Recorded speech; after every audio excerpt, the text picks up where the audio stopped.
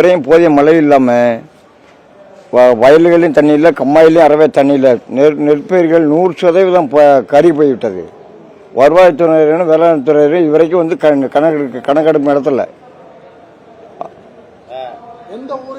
வில்லானந்தல் கம்மித்தொகை வில்லானந்தல் group. எவ்வளவு acre இது மாதிரி சாவியா இருக்கு? இதே ஒரு 1000 ஏக்கர். நீங்க எவ்வளவு செலவழிச்சிருக்கீங்க? இப்ப என்ன செய்யணும்? நான் ஒரு ஏக்கருக்கு 50,000 ரூபாய் செலவழிச்சிருக்கோம்.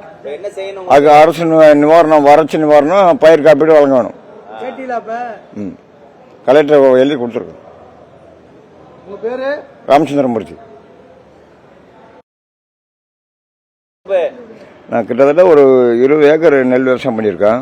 பயிர்கள்லாம் வந்து 100% மலையில் வயல்களின் தண்ணி இல்லை, கம்மாயிலும் தண்ணி இல்லை, வர கறி போயிடுச்சு சார். 100%.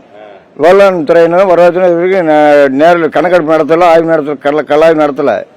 அதனால் ஏக்கருக்கு வந்து நாங்கள் 50,000 செலவழித்து விவசாயிகள் பயிர் வந்து கடன் வாங்கி செலவழித்து ரொம்ப கஷ்டப்பட்டுக்கிட்டு இருக்கோம்.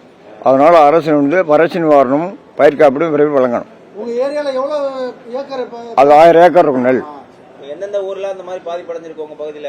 எங்க பயிர் கம்மி வட்டாரம் 53 பஞ்சாயத்துகளும் அறவே பயிர்கள் கறி, நெல் விவசாயம் கறி போயிடுச்சு.